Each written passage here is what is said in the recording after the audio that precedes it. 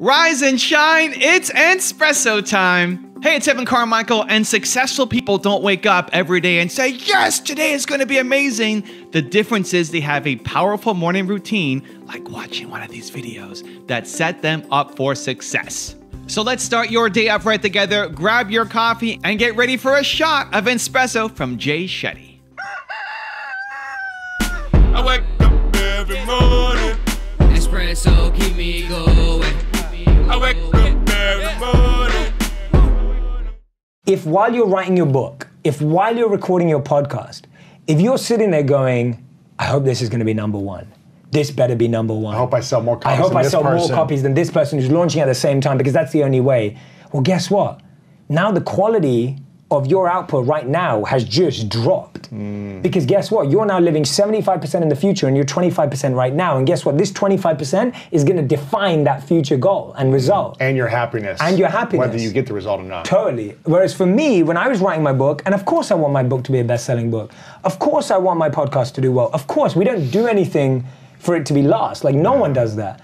But what I do know is that when I'm creating, when I'm producing, when I'm writing, that's all I'm doing. See, the truth is that only 2% of the world's population can multitask. Now, the crazy thing is when— Who are those 2%? When people hear that, they think, I'm in that 2%. Like, everyone thinks that they're in that. But most of us are the 98%. Yeah. And the truth is, there is no such thing as multitasking. What it is fast switching between two tasks. So the quality is just dropping. Because you cannot do two things at one time. You cannot. No one genuinely can do two things at once. I guess you could maybe like pat your head and do this at the same time. Yeah. But you can't do something productive at the same time, right? Or creative. And so what I'm saying is that when you're sitting here going, this needs to be number one, you are reducing that thing's ability to be number one because it now doesn't have your full focus. Right. So that's the difference maker, that you can want to be number one, there's nothing wrong with that, but you can't keep comparing what number one is to someone else's goal too, because everyone's got a different trajectory. Like, there are some people that are kind of come in and do really well at one thing and you're going to do really well at another. And that's why competition has to first be in your space. Like, don't compete in a space that's not yours. Right. Because now you're just trying to be someone else again and you get lost in identity. Exactly. There is one message on my cell phone that I look at every time I see my phone, and it's right here. I don't know if you can read it. It says, remember your intention. Remember your intention. The most important thing that you can do to get to where you are now, to where you want to be, is remembering the intention. So many people are living an unintentional life. Most of the things that most people are doing are in a reaction mode. You're not living in the present. You're not living in intention. You're not in charge of how you're spending your time. You're not focused. If you've ever gotten to the end of the week, has this happened to you? You've gotten to the end of the week. You feel drained, tired, exhausted. You put in a crazy amount of work, but it feels like nothing happened, right? It's like, it wasn't that you were lying on the couch all day. It wasn't that you were lying on the beach all day. Then you feel relaxed. You were working. And yet nothing seemed to happen. Has that ever happened to you? I had too many of those days, too many of those weeks happen earlier in my career, and I had to change it. Like, I can't keep working like crazy and not feeling like I'm actually getting stuff done. How do you make that happen? It's living an intentional life. It's coming back to the present and figuring out, what does an intentional life and intentional business look like for you? So I'm gonna break this down to help make it easier for you, because when you can start to adopt this mindset of intentionality, it can shift everything. Suddenly you're a lot more productive. Suddenly you have a lot more belief in yourself. Suddenly you're getting things done that you weren't getting done before. Suddenly the excuses go away. Suddenly the things that used to hold you back now don't hold you back anymore. What happened? Intention. So step number one is figure out, what does an intentional life and business look like for you? What are your goals? Who do you want to become? What do you want to accomplish? What is the clear next step for you? Like, what do you want to actually make happen? Because unless you have some kind of clear picture, you're putting a whole bunch of arrows out? Does that make sense? You're just throwing a bunch of darts, but there's no wall.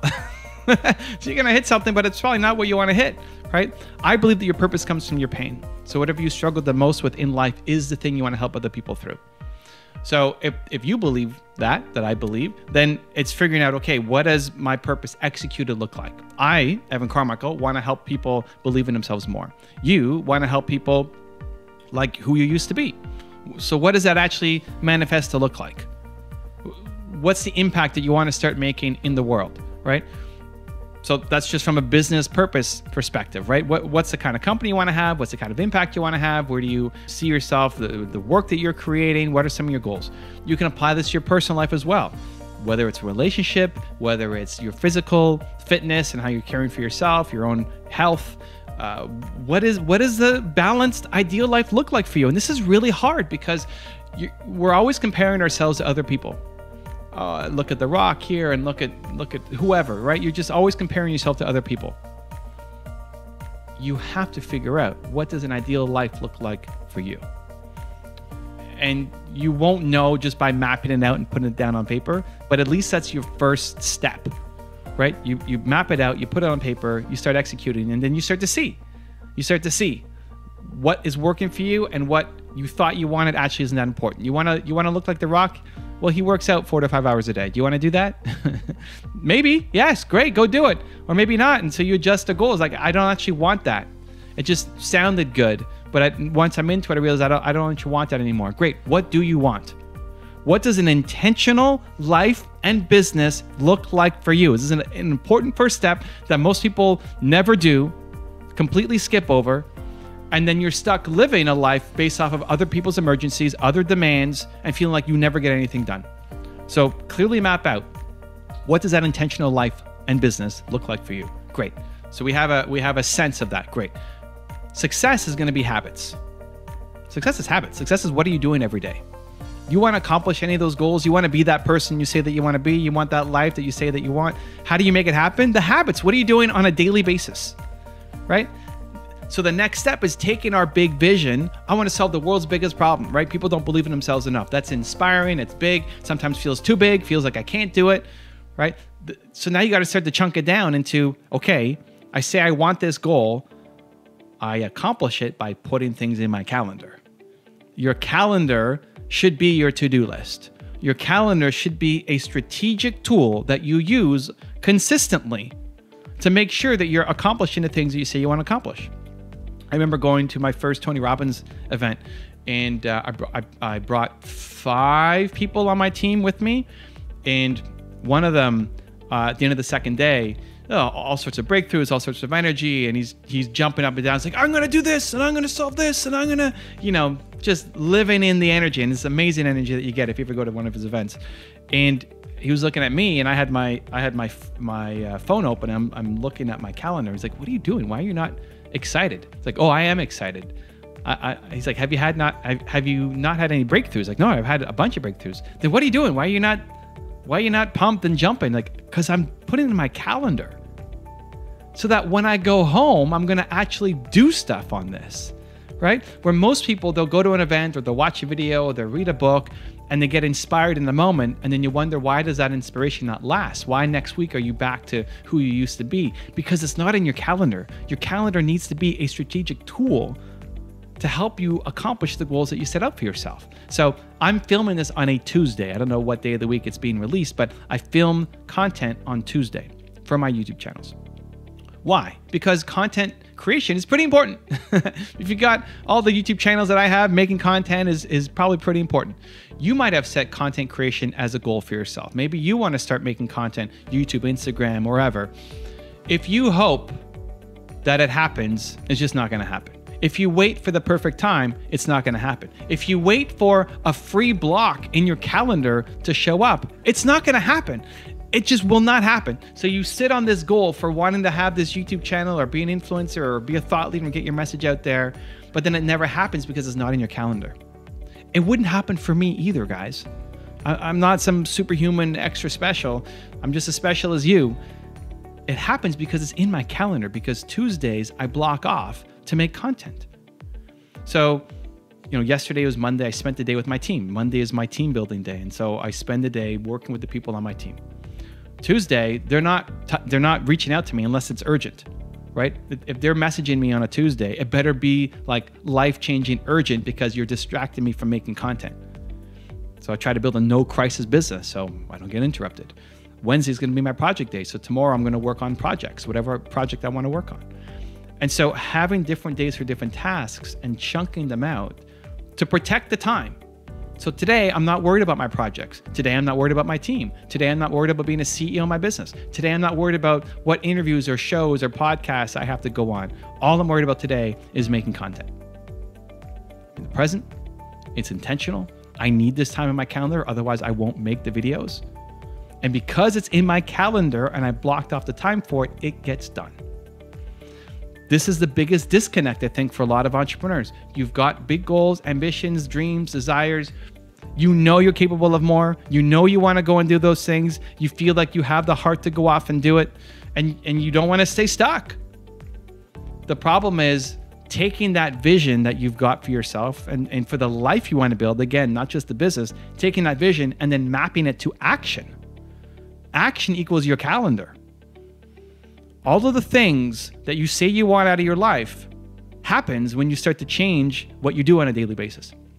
You need to show up daily for your goals, and it has to be mapped in your calendar or they will not happen.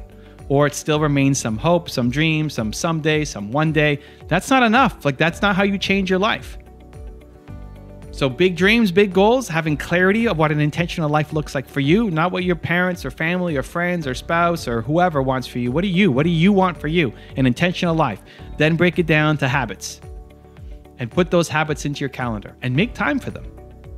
Make time for them so that they actually happen.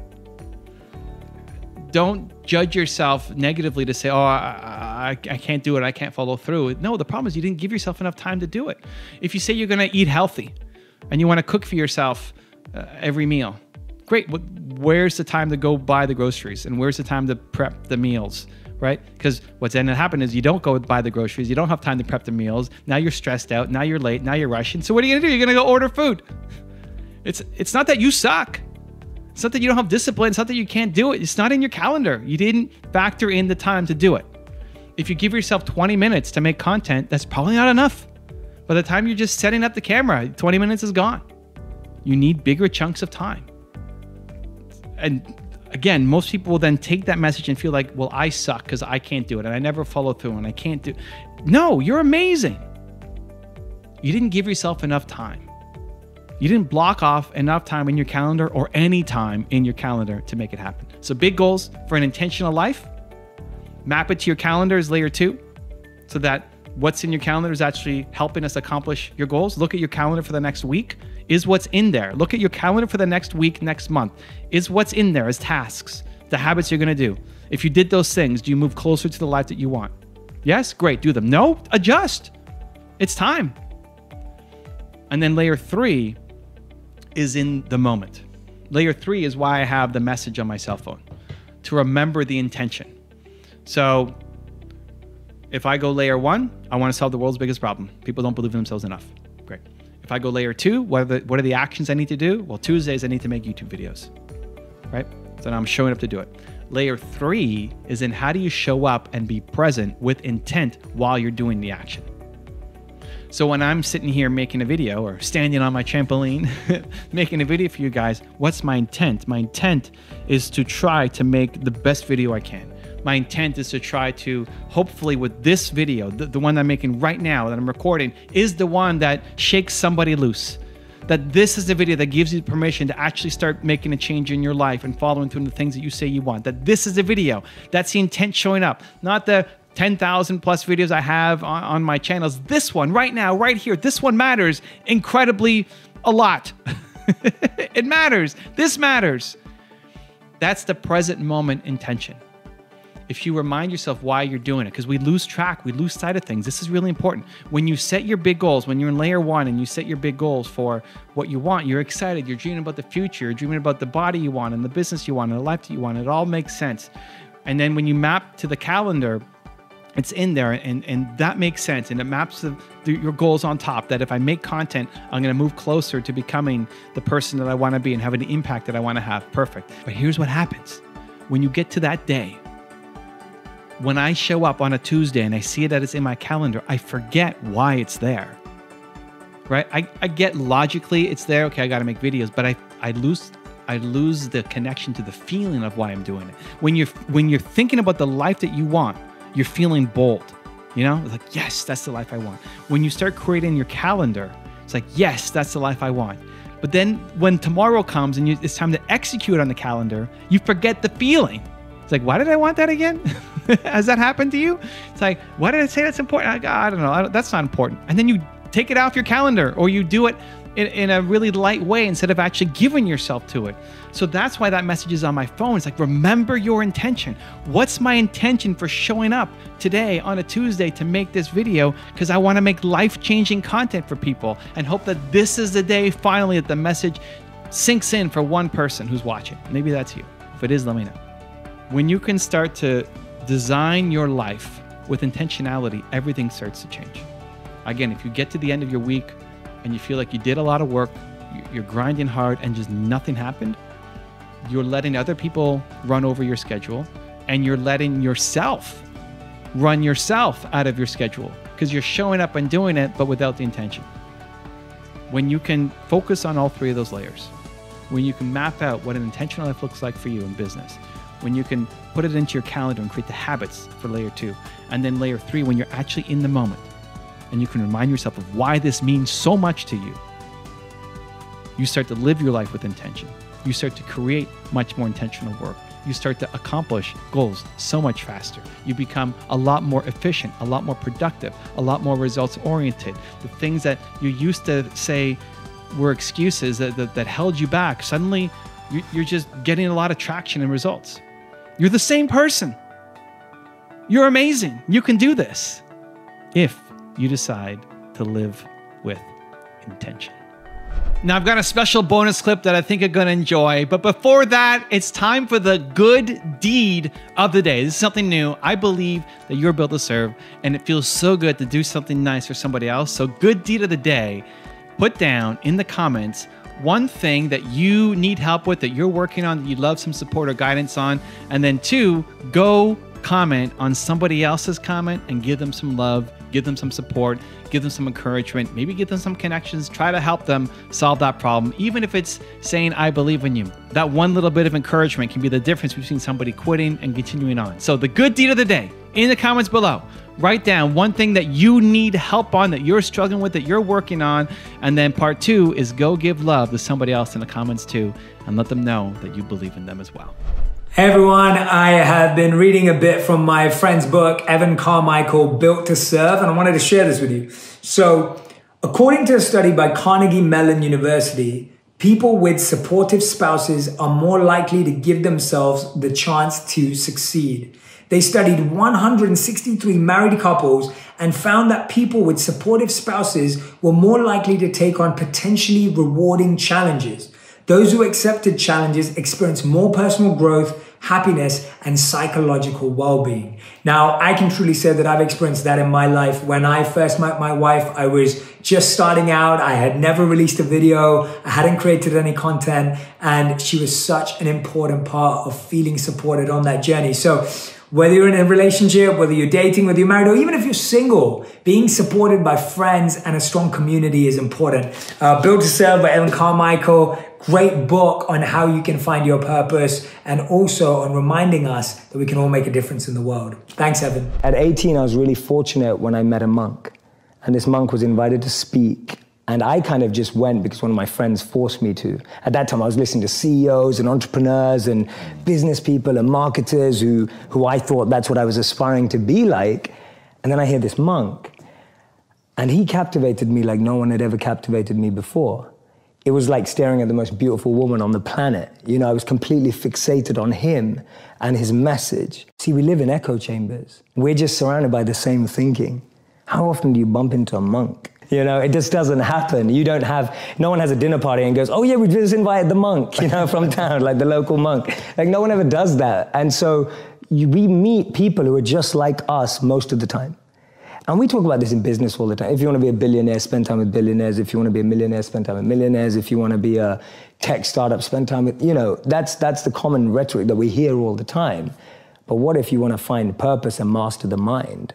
There's no one better than a monk who's mastered the mind. So for me, the first step is just opening yourself up to new experiences and new role models. Because most of us can't see ourselves in people, so then we try and fit ourselves into the boxes that we do see. And I mean, there's this beautiful quote that I've been saying it everywhere, and I wish I wrote it, but I didn't. So it's by a philosopher and writer named Cooley. And he said that today, I'm not what I think I am. I'm not what you think I am. I am what I think you think I am. Right? And just let that blow your mind for a moment. It's so powerful. I'm not what I think I am. I'm not what you think I am. I am what I think you think I am. So we live in this perception of a perception of ourselves. Hence, my identity is made by what my parents think I should be. My identity is made up by what my college or university thinks I should achieve. While you're living in that bubble and that echo chamber, getting to what you really want to do is impossible, because maybe that just doesn't fit. And I think so many people feel that way today, that they don't fit into the current education system. They don't fit with the 3 or 4 or 5 careers that you're taught exist. So that process of self-excavation and actualization first requires being exposed. You can't be what you can't see. If I never saw a monk, I would never have wanted to be a monk. If I never meet a billionaire, I wouldn't want to be one, because I wouldn't know what that feels like. I don't know what it looks like. I don't know what it takes. And I think that's the biggest challenge of our society, that we're not exposed. So that's the first step, being exposed to unique experiences and role models. Second step is finding that experience or role model that you're passionate about, and exactly like you said, taking it seriously. Shadow them, network with them, spend time with them, observe them, even from afar. It takes that observation, being addicted to observing that person's lifestyle. And then the third step is going yes or no. Does that work for me? Not everyone who's going to go off and become a monk is going to feel like the way I did, and that's cool. But not everyone is going to go and follow and shadow a billionaire and go, that's exactly the lifestyle I want. They may want the result, but do they want the hard work that goes with it? And so for me, that's the third step. It's observing, focusing, shadowing, getting as close to the process of that individual, and then going yes or no. Do I want that process? Not do I want the result? Everyone wants to be that monk who's fully enlightened, you know, can walk through, has an incredible aura that people just gravitate towards. But when you realize he has to wake up at 2 a.m. every day and sleeps about 4 to 6 hours, you're like, you know, I don't want to do that. That doesn't sound like me. In the middle of 2009, he was the software engineer that no one wanted to hire. He had 12 years of experience at Yahoo, but he was rejected by Facebook and then rejected by Twitter. He'd been to a great university. He had a great CV. But he decided to team up with one of his alumni members at Yahoo and started to create an app and focus on the startup space. In 5 years' time, he sold that app for $19 billion to Facebook. Believe it or not, that was Brian Acton, the co-founder of WhatsApp. When he was rejected from Facebook, he said it was a great opportunity to connect with some fantastic people. I look forward to life's next adventure. When he was rejected by Twitter, he responded by saying, worked out, it was quite a long commute. It's so interesting to see that someone rejected from 2 of the top internet companies actually responded with humor and actually responded with positivity. This lady was diagnosed with clinical depression. Her marriage had failed and she was jobless with a dependent child. She was on a 4-hour delayed train journey from Manchester to London when she came up with this idea, and she started to write this book about this wizard.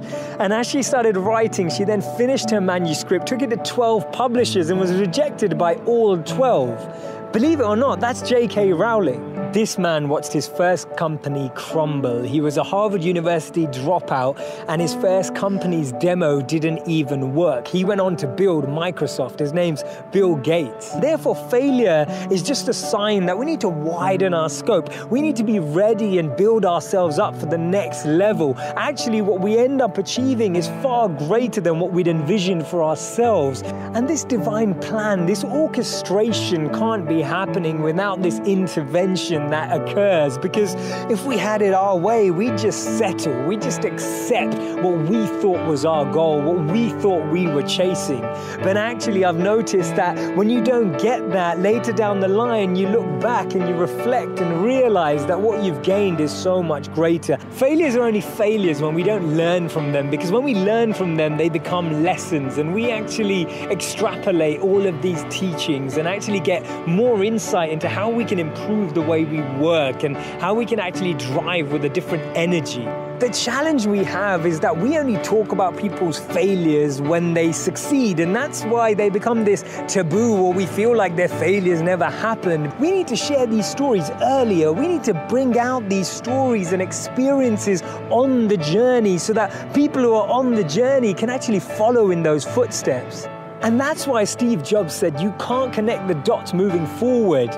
You only can when you're looking backwards. Fred Smith was an undergraduate at Yale University in 1965. As part of his coursework, he wrote an economics paper exploring the transportation of goods in the United States. It's how things get delivered to you and me. He found that shippers were transporting large packages and items either via truck or through passenger airplanes. He thought he had a more efficient method. He wrote a last-minute paper, as you do, about how a company transporting small items via a plane would be a much better business model. Because he was rushed, he never really got around to explaining in the paper how that company would run, and he ended up getting a C. The funny thing is, he still didn't give up, and in 1971, he actually launched the company he was speaking about. But within 3 years of founding the company, Federal Express, as it was called, was actually on the verge of bankruptcy. They were losing over $1 million a month. That was because of rising fuel costs, competitors in the same market, and at its zenith, it was only worth about $5,000.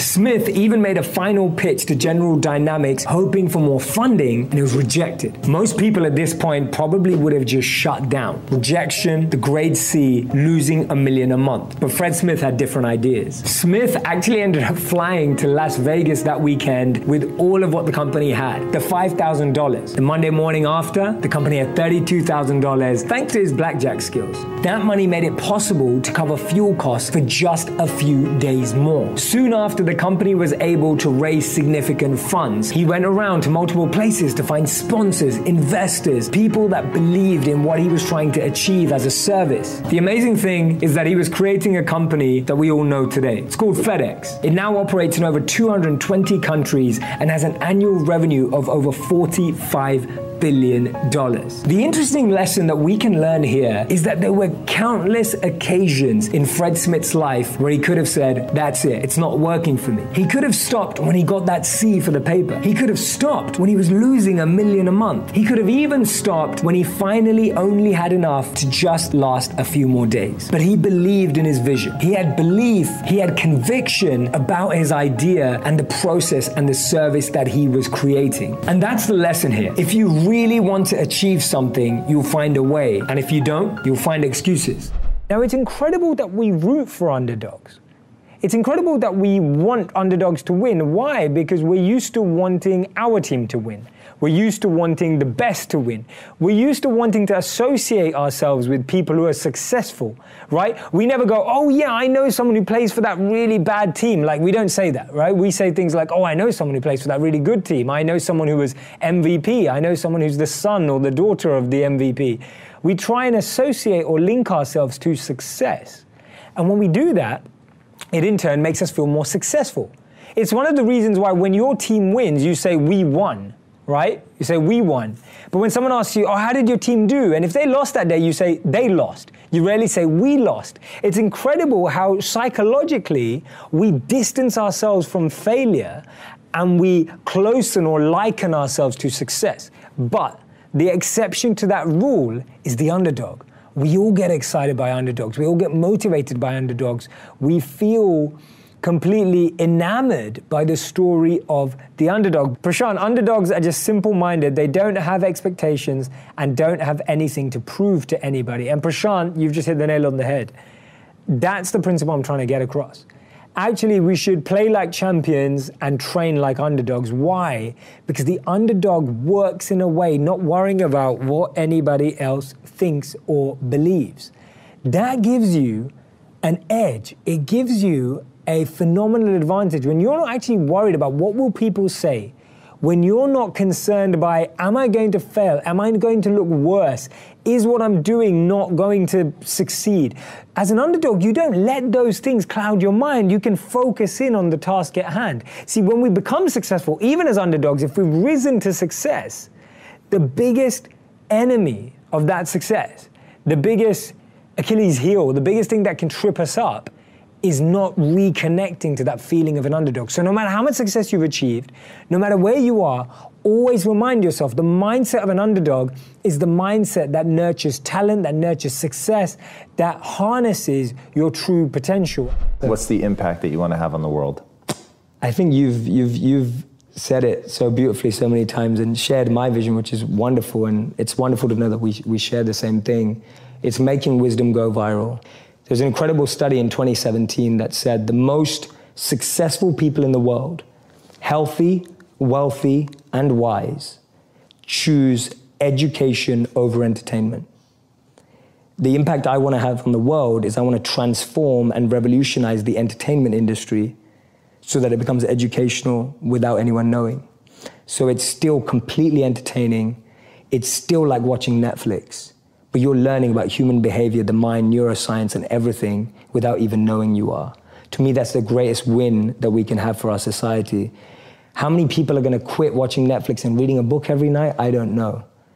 But if we can make that book come to life on Netflix, that's going to change the world, because that's what people are going to consume. So for so long, media has been used to numb people, to switch people off. If we can use it to excite, elevate, and enlighten people, not by like the cheesy way of like, oh, let's follow someone through their journey of enlightenment. It's not like that kind of stuff. I mean, like really entertaining programming where you can learn by being entertained at the same time. If I can do that by changing the most powerful industry in the world, then I will feel that I've had somewhat of an impact.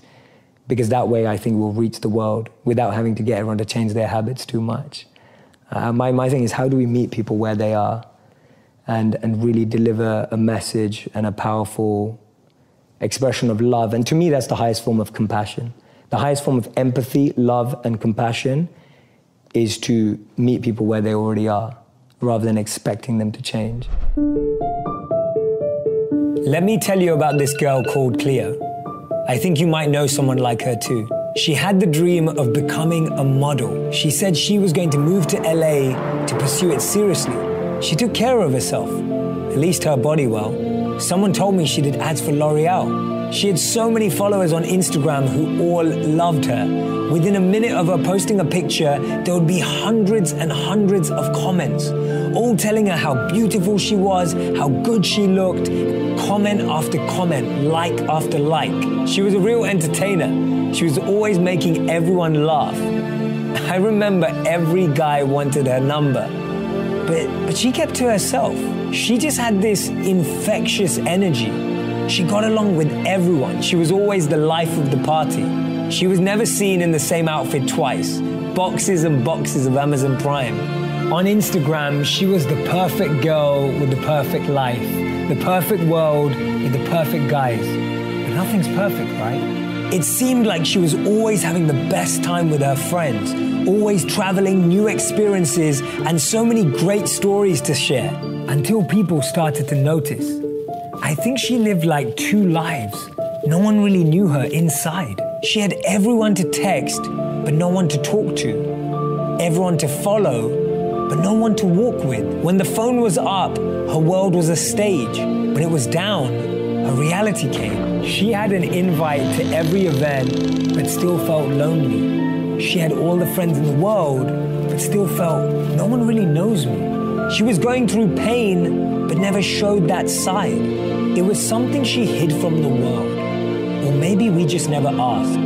She had masked her sadness with what looked like the ideal life. She was always flying high in the air, but felt low inside. Her inbox was always full, but she felt empty within. She was happy on the outside, but struggling with depression and anxiety.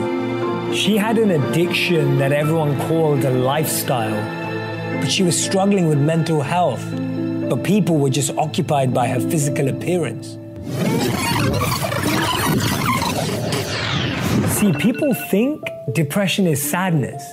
People think depression is crying.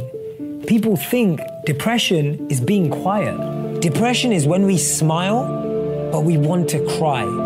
It's when we talk, but we want to be quiet. It's when we pretend like we're happy, but we're not. Depression is not always obvious.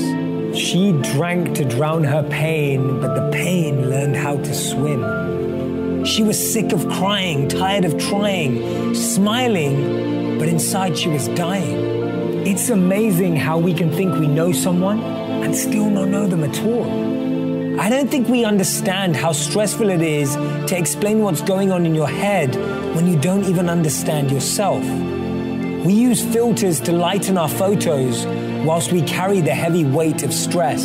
Remember, it's okay to have highlight reels, but make sure someone knows how you really feel. It's okay to use FaceTime, but make sure you spend quality time face to face. It's okay to have followers, but make sure you have true friends. Don't live for the approval of others. Document the moments you're most in love with yourself, not just the moments you think people will love the most. When someone doesn't post for a few days, we ask if they're okay. When someone posts every day, we assume they are. Tell people you love them. Be a trustworthy friend. Tell them that they matter. Tell them that they've survived a lot and they're ready to thrive now. People who care will ask how you're doing. People who love you will wait till you tell the truth. And that's why Robin Williams said, I used to think that the worst thing in life was to end up alone. It's not. The worst thing in life is to end up with people who make you feel alone. Something that happens is you have to surround yourself by peers in a space too who understand you and don't see you as competition. And that's really hard, and it's like a fine line. I genuinely believe that collaboration wins always. So my whole approach to most things has always been, hey, I want to collaborate with you. Whether I'm bigger on social media or smaller on social media, I'm just like, I just want to work together because I think that's going to win long term for all of us. Both, not just in terms of success and numbers, but more in terms of, I want to be friends with you. And so I reach out regularly to people that I admire in different ways. And I reach out to them and say, hey, I'd love to get to know you. I'd love to learn from you. I'd love to connect. I'd love to be a friend. Like, not I'd love for you to teach me how you do this. And if that comes naturally from that relationship, amazing. If it never evolves into that, I've just got a great friend who now gets me. So I try and make friends in two areas. One is in an area of people who understand my life, because I feel the conversations you can have with someone who does exactly what you do are just so great because they already get you, right? And someone that I had on my podcast lately, her name's Lily Singh, Superwoman. She's become a recent friend. She's been incredibly and is incredibly successful on social media. She's using her platform for doing amazing good in the world. And she was someone I reached out to because I was just like, hey, like, you've been doing all of this for a while. You started on YouTube a lot longer than I did. And I would just love to connect from you and hear from you. And she's become an incredible friend. And we've just been sharing ideas and learning together. And it's like, that relationship's awesome. And then at the same time, I'm trying to find people who are not in media. So I still have friendships with the monks back in India. And I just spent January in India for a month. I was meditating again for roughly about 21 days. And I have them in my life because they remind me of like the roots. And they remind me of the truths that bring me back. So I kind of like both. I love people who totally get my space. And usually those are people I reach out to. And then I love having my roots down. So most of my inner circle now is from people I've reached out to. Or they become people who've been reaching out to me for a long, long time and have been consistently reaching out to me asking for nothing. The challenge is that we think things come with emotions. Feelings. We think things come with feelings and emotions. And guess what? They don't. So if you chase money... Well, they might for a moment, right? Or they won't. I don't think they even do. It's a false sense of such feeling. a false sense of feeling. I don't, maybe for a moment, but it's so short-lived that it's not even worth counting almost. So it's like when you when you think that I'm chasing money, guess what? You will get money. Yep. And that's great. Money is really important. And money is a really important resource. But guess what? Money's not now gonna fill that gap, that void, that feeling, that emotion that you're missing in your life. What are And most so people missing? We're missing a deep sense of love. I think the biggest need in the world, as we've heard many times before from all the ancient texts, they summarize it like this: to love and be loved.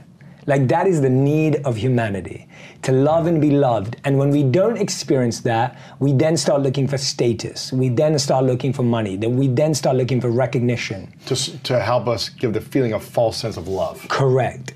And the challenge is because most of us didn't experience that from our parents, and this is the key thing, what we crave in life is what we did or didn't get from our parents.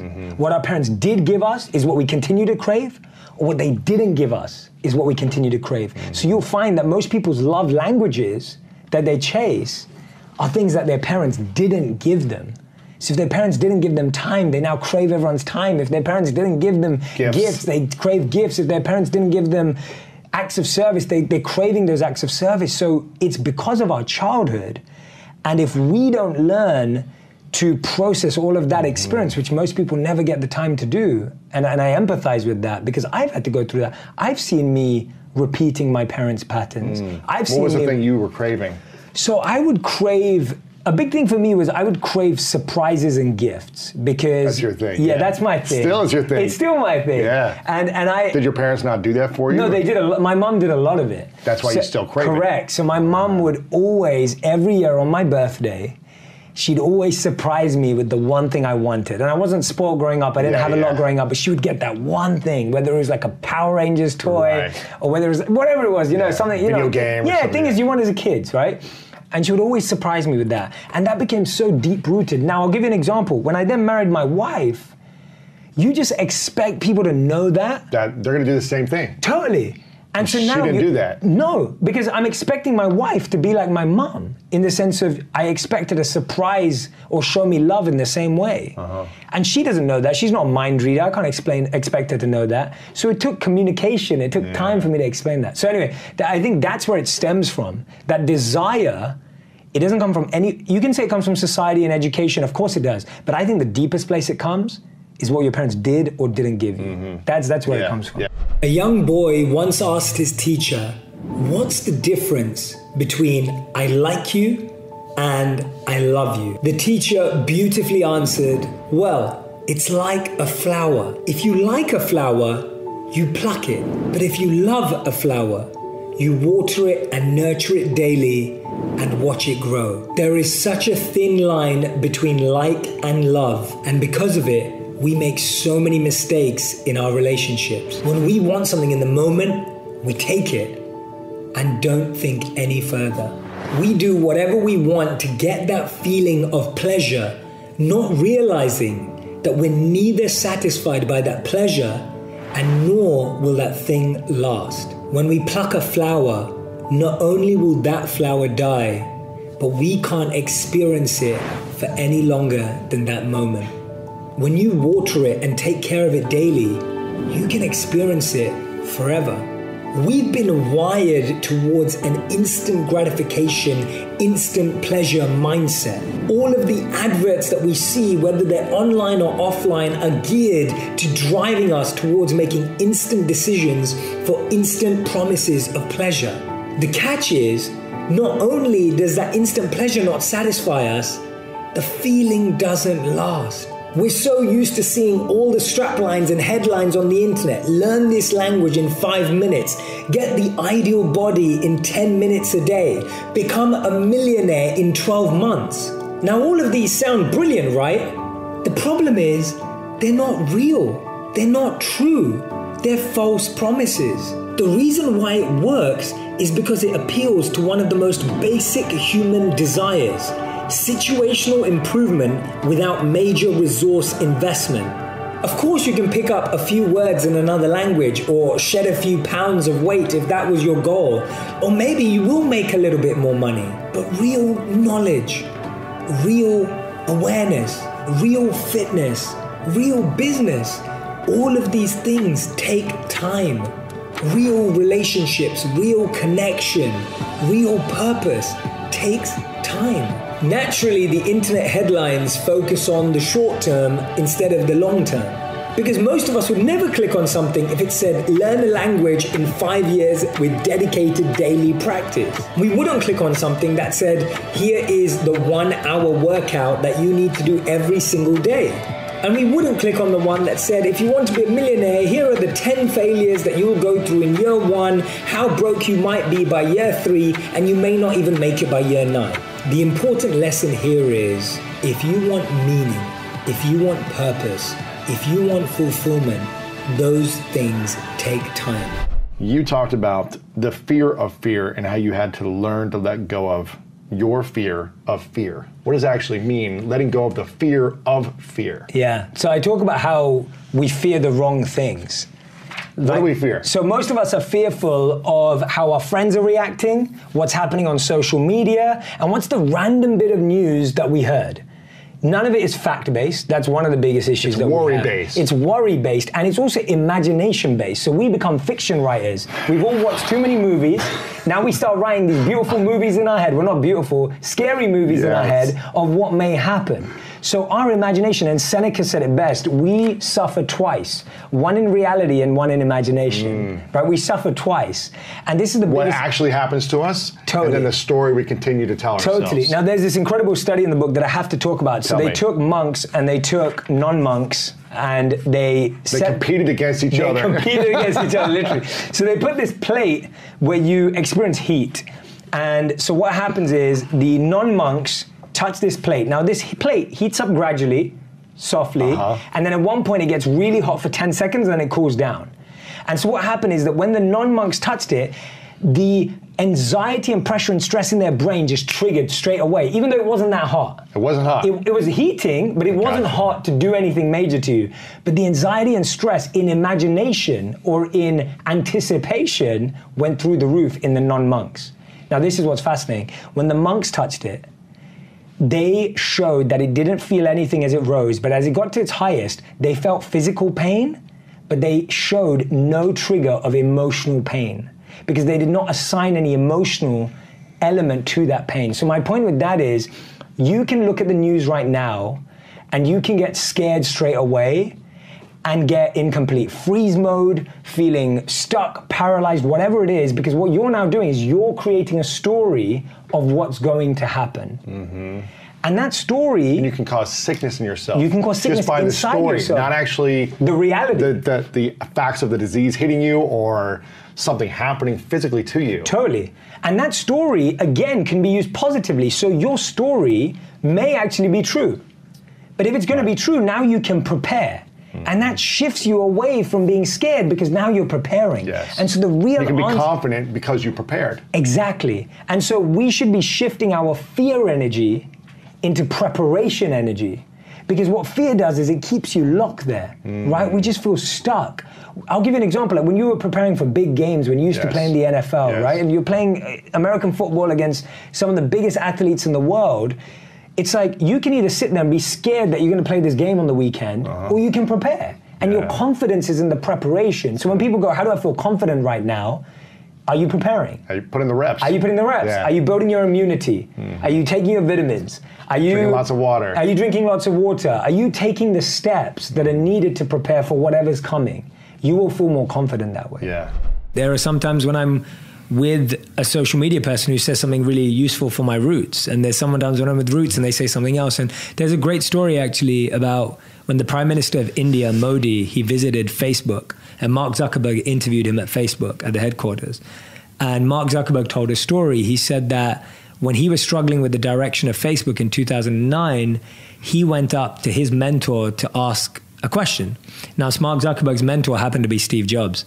And so he went up to Steve Jobs and he said, Steve, I'm struggling with the direction of Facebook. What do I do? And at that time, you know, I mean, Steve Jobs is Steve Jobs. He could have said anything and it would have made sense. But, you know, he could have said, go and meet a venture capitalist. He could have said, go and meet an investor. He could have said, go and meet a tech company. He could have said, I'll tell you what to do. Instead, he said, I think you need to go to India and spend some time in an ashram, a monastery in India with monks. He goes, when you do that, you'll find the answer of what you want to do. And to me, that is exactly why the people that are most successful in this world are successful, because they surround themselves with people who have differing beliefs. And MIT did a research study on this. They found that people who are more innovative and creative in an organization knew people who didn't know each other.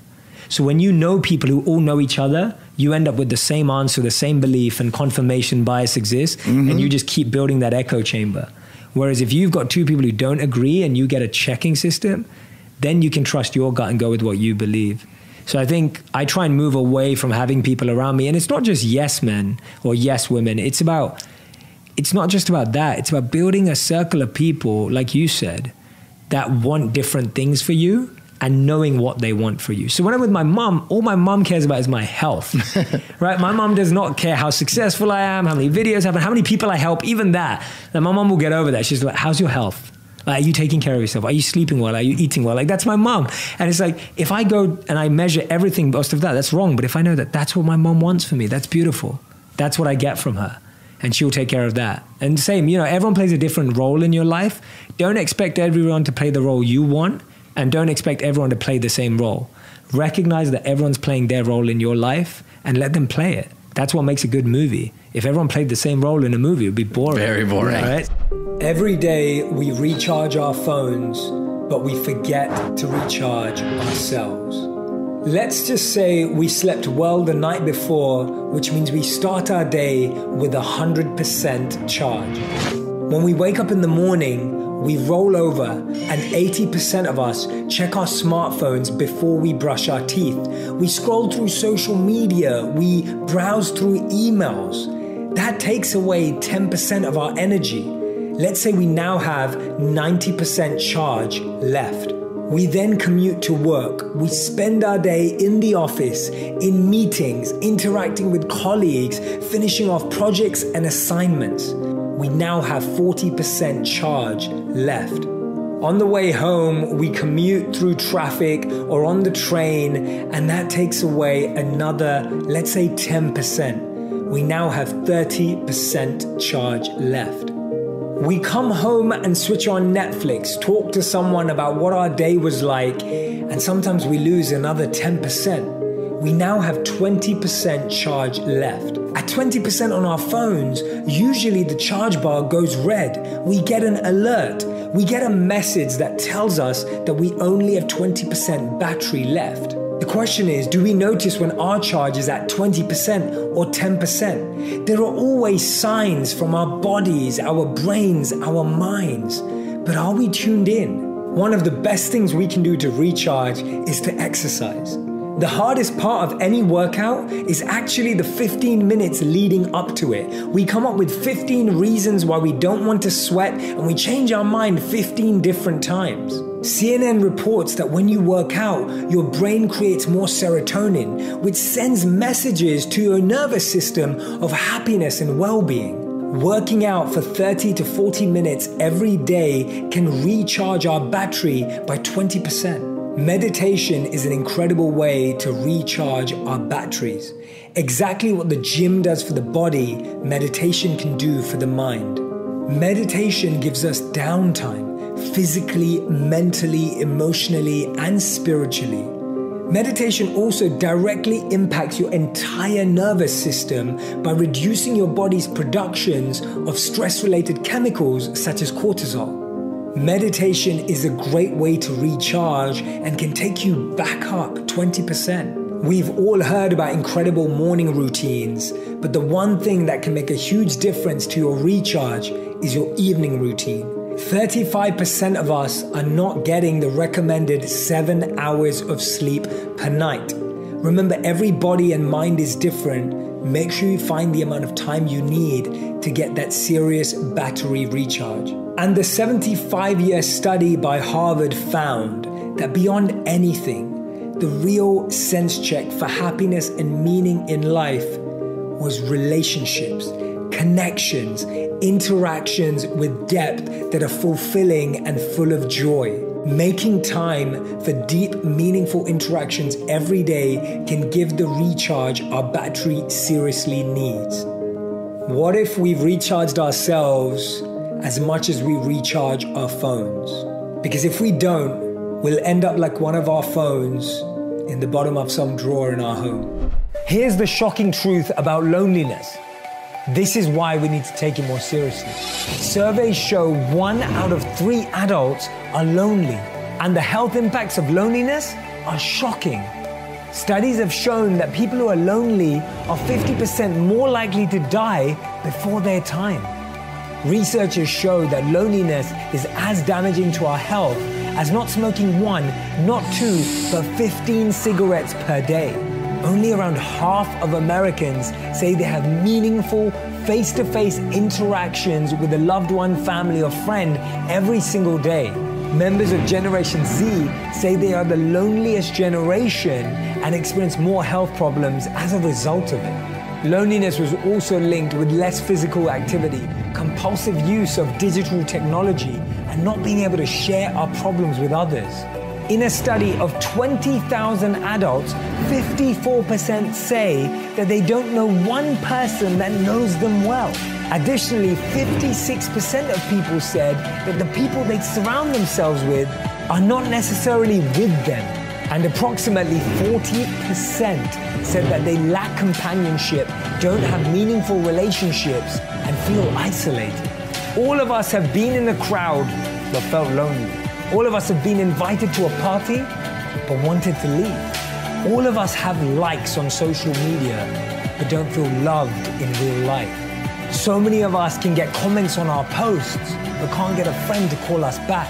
Loneliness is real. So here's what we have to do.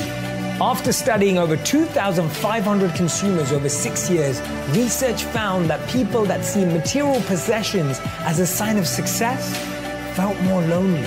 Investing our money in experience rather than things is a great way of breaking the loneliness and materialism cycle. Schedule a time each day to talk to a friend. Take a class to learn something new. Volunteer to deepen your sense of purpose. Spend time with people who look more like your future than your past. The mental health charity Mind cites 2 factors that can cause loneliness. Someone either not having enough social contact or, more interestingly, being surrounded by people but not feeling understood, loved, or cared for. Notice, it's not just being around people, but being understood. It's not just being invited and present, but feeling like you're contributing. Loneliness really comes then from a lack of significance or lack of worth and what you bring to the table and what value you truly offer. Lonely is not being alone. It's the feeling that no one loves you. So start by loving yourself. I read an incredible study that changed the way I create and think. And it said that the human mind can't be logical and creative at the same time. How many of you have ever walked from a highly creative brainstorm where you were fueled with passion and then had to talk about numbers and business and, right? It's tough, right? Anyone ever found that quite difficult? It's quite challenging and the mind's like trying to run from one side of the brain to the other side of the brain. So what I do is I create in depth. So I go really deep into my creation and then I go really deep into everything else that I have to do. So before I went to India, I created my content in advance. And so when I was in India, I was able to really switch off. So the beauty of being able to be in India for 21 or 30 days, or wherever I am in the world for that matter, I'm then not having to think of creativity as stress or pressure. I'm able to do creativity as a form of passion and service. And so when I was in India, I was able to not look at Instagram. I was able to not look at Facebook. I was able to completely switch off for 21 days when I was there earlier in January. And I started my year in the way I wanted to. So I was meditating for 8 hours a day. I was spending time with my teachers who are mind-blowing and incredible and trying to learn from them and taking knowledge and wisdom from them and continuously praying to be of more service this year and make a difference this year. So that's how I chose to spend my January. And I had so many people saying to me, they were just like, Jay, it's January. Things are going well in your career. How can you take 21 days off? Right? That pressure, that noise of like, things are going good for you. How can you take time off? I was like, things are going good because I'm doing this.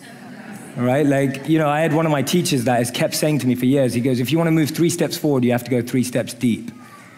And so if I'm not going forward, I know it's because I haven't gone deep. So for me, that's a big priority for me. And that's what I try and do. And I try and do that every day, but I also believe in immersive experiences. So a lot of us today, we live in this world which is like 10 minutes a day. Do it for 10 minutes a day, everything will be great. And that is great. There's nothing wrong with that. But imagine you spent, with a boy or a girl, your partner, whoever it was, someone that you just started dating. Imagine you spent 10 minutes a day with them. How long would it take you to figure out whether you wanted to fall in love with them or not? Probably a long time. And so when you go immersive, if you spend a weekend away with someone, you know whether you like them or not. And meditation, mindfulness, all these habits are the same. The more you immerse yourself, the more you get an experience that stays with you, the more that you can live with that experience and keep going back to it for 10 minutes a day. So I really believe in immersive experiences. I love the 10-minute-a-day advice, but I also deeply believe in having a deep, immersive, absorbed experience that completely takes over your whole body, mind, and soul. We're wired for generosity, but we're educated for greed. I think I just said it to you 2 years ago when I was on the podcast. Yes. And it's like, and when I said that in the statement, so it was, and it's so true. We're wired for generosity, but we're educated for greed, because what happens is when we're kids, you'll see kids you want to share. Go out their way. They want to share. It's part of my candy bar, whatever, totally, right? Yeah. And then as we get older, we're told that there's less. And this is what the key is. As we get older, we're told there are finite numbers of how many kids get made onto the basketball or baseball team. Yes. We're told there's We're a finite number of college spaces. We're told there's a finite number of how many tickets there are. We're told there's a finite number of people that are successful. Guess what? In the theater of happiness, there are infinite and unlimited seats.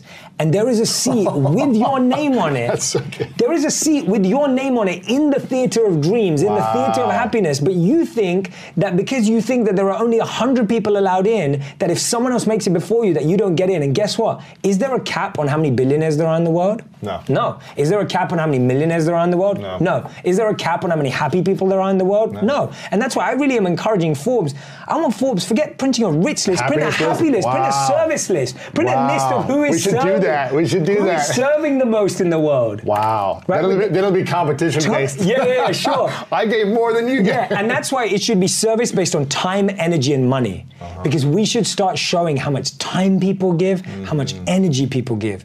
Mother Teresa, I don't think she gave any money to her charities. Right. But she gave a lot of time and energy. Yeah. You know, you look at all the people who made a change in the world, Martin Luther King, Gandhi, like, they may not have given a lot of money to stuff. Yeah, they gave time and energy. You don't have to give resources, but your resourcefulness, your love, your time, your focus, your attention, your compassion. Love that. Resourcefulness of the heart, not of the wallet, I think is Love key. that. And you don't need to have a lot of money to make a big impact. You don't. Yeah. And this is the training. See, we've been educated for greed because we've been told everything's limited. There's limited number of this, limited number of this, number. And every time you play in numbers, and I think it was Bob Marley who said it, but every time you play in numbers, you'll always be dissatisfied because guess what? Someone's always got more. Someone's always gonna have more. I was speaking to a friend recently, and this friend was telling me that he bought a home, which is very expensive. Yes. Very, very expensive. And he went to a party at someone else's house. And he told me that when he was getting a tour of this party, he found out that this person had a painting on his wall which cost the amount his house cost. Shut up. And so he was joking with me. He was like, that guy's painting in the house. He's got my house on his wall. Wow. And that just puts things into perspective. And you think about that, like, and then you look at someone like Jeff Bezos and you think, oh, well, he's the richest man in the world, but does he have the most fame? No, he doesn't. Right. Does he have the most beauty?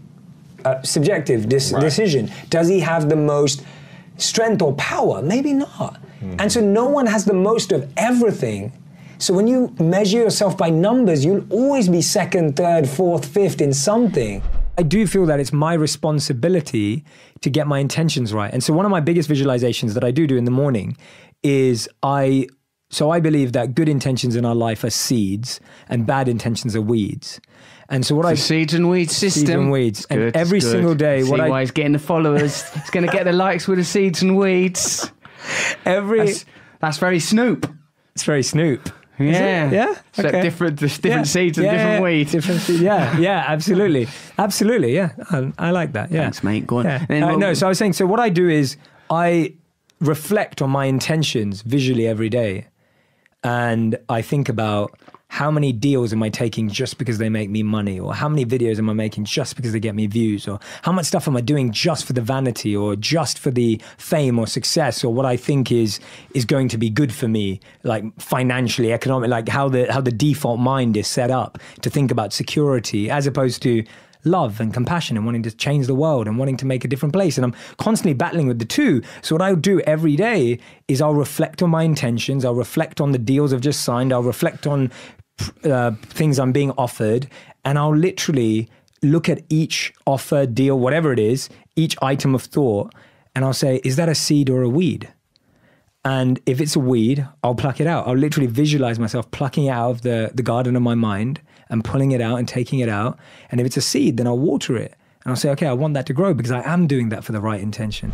When you can be trusted with the small things and the small moments, you get trusted with more and more and more. And so like, it helps to just, in that moment, and it's in those painful moments that you realize how powerful you are. We all know that. Like you really recognize it. And what you said was beautiful about not rushing through the pain because, and you know, this example's probably been shared before, but if you have a wound and you've cut yourself, it's like you can't rush the healing. You can't rush it. If you broke your arm, I mean, and you've been through so many bodily injuries, you can't rush the process. It's going to take 6 weeks minimum to heal a broken bone. Yeah, minimum. And you've got to sit through that. It's painful. There's no injections you can take. There's no videos you can watch. There's nothing you can listen to. But our challenge is we try and rush through the pain rather than reflect through the pain. We try to rush the healing process. Try to rush the healing, and you can't rush healing. And healing is meant to be slow because it buys you time. It buys you reflection. It gives you so much space to slow down. And that's what your body is calling out for. And this is our emergency. Like, how many times have you heard it where you slow down, and that's when you fall ill? Because guess what? Your body has been trying to tell you to slow down. When you feel pain, so I write about it and think like a monk, pain makes you pay attention. Yeah. That's what pain's for. Pain's Notice this. Notice this. Look at me. Notice me. Look at me. It's like a crying baby craving for attention. When a baby's crying, you don't just go, it's crying. You don't just go, oh yeah, we'll just put it in another room and forget about it, right? Like you go to it and you find its needs. Whereas without pain, when something's painful, we're just like, oh yeah, I'll just forget about it. I'll escape from it. I'll do something else. Yeah. You have to go into that pain. I'll numb the pain. I'll numb the pain. With That's alcohol it. or whatever. Yeah. 100%. That's usually our response is, what can I do to numb this? Work more, have sex more, drink more, drugs more, whatever it is. Rather than let me actually become alert. And guess what? The pain just gets higher and higher and higher and higher because unfortunately, until it really hurts, we don't stop. Or you need more and more to numb it with. So true. How many of you spend a lot of your days multitasking? Okay, good. So a lot of us spend our time multitasking. Now studies show that only 2% of us are actually able to multitask. And when most people hear that, they're like, yeah, I'm in that 2%. That's me, right? I'm in that 2%. You're probably not. I'm not, because it's only 2% of the global population of the world. Multitasking is a myth. And I find that as spiritual activists, as conscious change makers, as change agents of the world, whatever you want to call yourself, all of us, one of the biggest mistakes we've seen, and this was the quote that I shared and a thought from Martin Luther King that I've really held close to me, is he said, those who love peace need to learn to organize themselves as well as those who love war, right? Those who love peace need to learn to organize themselves as well as those who love war, i.e., people who are trying to build destruction in the world and distractions in the world are highly organized, highly focused, highly data-oriented, highly strategic, highly process-driven.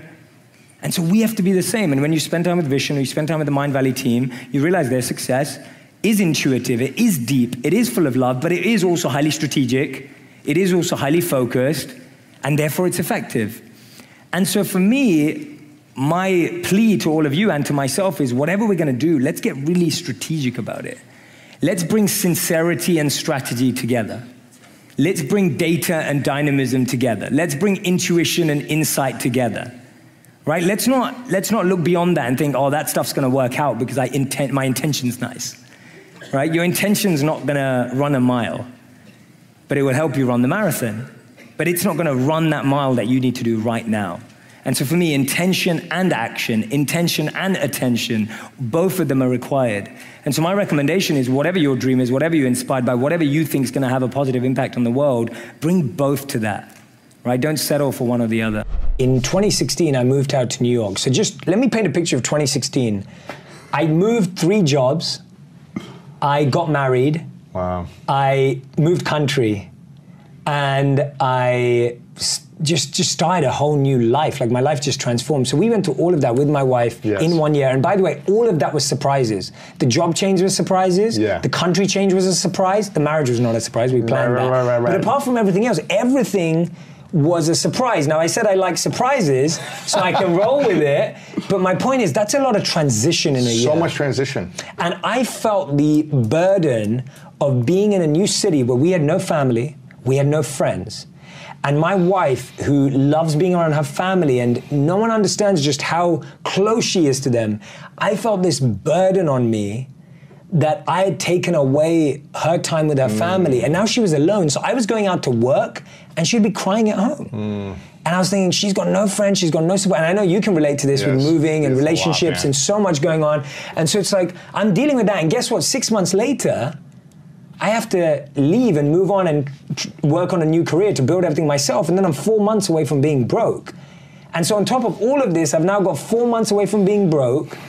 I've got enough money saved for 4 months to pay for rent and groceries, and that's it. In New York City, and that's it. And guess what? Even on top of that, I've got 30 days before my visa runs out and I'm kicked out of the country. So I can't even live here anymore.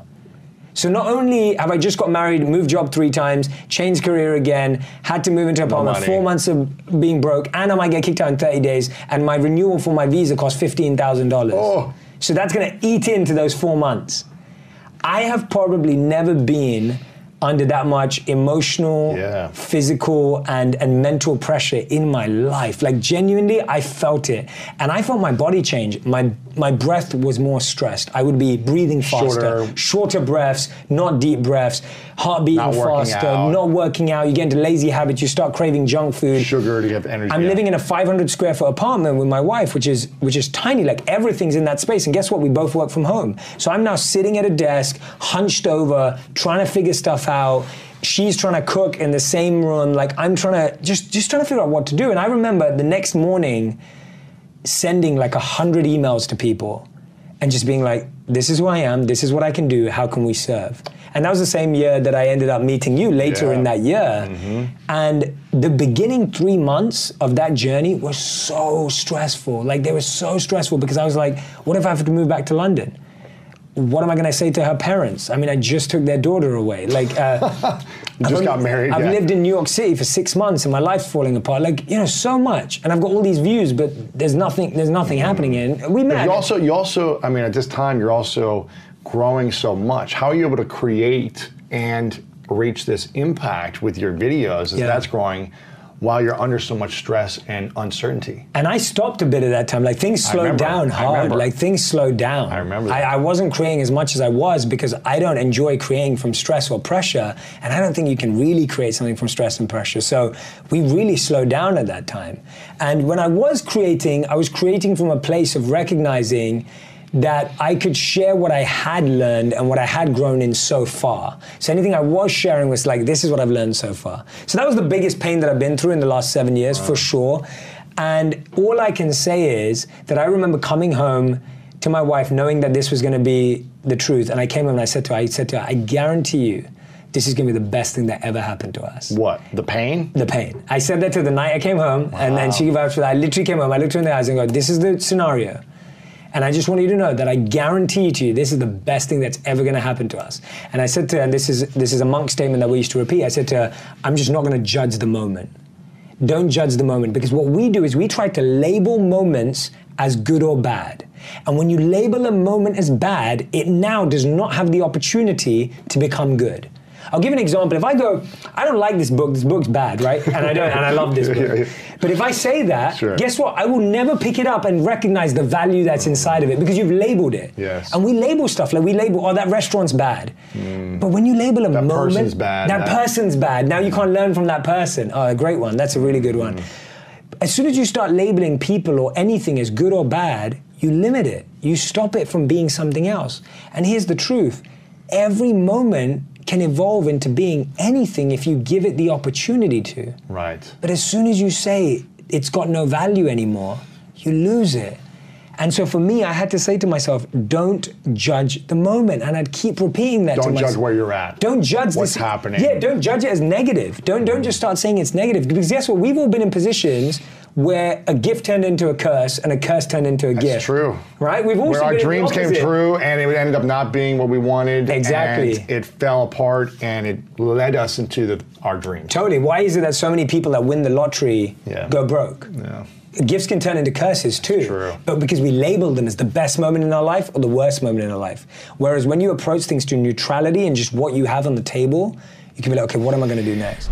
How have you related to deep spiritual learnings and at the same time being happy and content in the material world without going crazy? Interesting question. I think that's the point of spiritual training. So it's like when we're immature in our spiritual learning, we're just starting out. When you first learn everyone remember the first time they learned something? And they're like, I'm never talking to my family ever again, right? It's like, because you learn a little bit and you go, oh my God, I've been doing it all wrong. And now I can't talk to that person, I can't ever go to that event again. And you start making all these big decisions based on something small that you've learned. And so I think in the beginning of our lives, because to protect ourselves, which is a very normal desire and very good and very human, we think, okay, I need to take care of this, so now I'm going to shut out from all of this. But as we grow, we realize we can give more back. And so one of the ways I've always thought about it is, if you look at the ocean and you see someone drowning, you want to help them. But if you go in too soon and you're not strong enough, it's likely that you're going to get pulled in. And at that point, it's easier to shout out to a lifeguard who can come along, who's trained, who's disciplined, who's committed, who can go and make a difference. And so for me in my life, I'm always looking at, if I can't bring someone up, I'm not going to spend time with them if they're going to pull me down. And it's drawing that line for me. So if I've been ever scared about my spirituality, rather than putting them down and going, oh, I'm not spending time with them because I'm putting them down, if I can't lift them up, then I'm going to protect myself by not being dragged down. But if I can pull them up, if I can lift them up, then that's when I'm able to go into that space and make an impact and make a difference. And that line has really helped me not go crazy, because now I'm not doing it based on a judgment of them. I'm reflecting on my own abilities and flaws and the difference I can make. And I'm taking a stance. It's like someone asked me the other day, what is a complaint? And we were talking about litter. A complaint is you see a piece of trash on the floor and you go, oh, LA's so dirty. You've removed the agency that you can have an impact on that. A statement is, oh, LA's a bit dirty, there's trash on the floor, I'm going to pick that up and throw it away, right? Taking that responsibility. So when we're irresponsible in our spiritual lives, we judge everyone and judge everything. And we mature, we start looking at through compassion, empathy, and connection, and recognize we were just there a few years ago. And that's the biggest anchor in my life, is recognizing that I was addicted to, and still am in different ways, things that I don't believe are good for me spiritually. And I was that guy, I was that kid, you know? And it's taken a journey, and someone had to believe in me. Someone had to invest in me. Someone had to reach their hand without being forced in and pull me out. And so that allows me to continue to operate in the world. I hope that answers your question. If you want another amazing Jay Shetty video, check it out right there next to me. I think you'll love it. Continue to believe, and I'll see you there. Don't start your journey of saying, I want to be a movie director because I want to hit the blockbuster charts. I want to do this. Don't make it about that.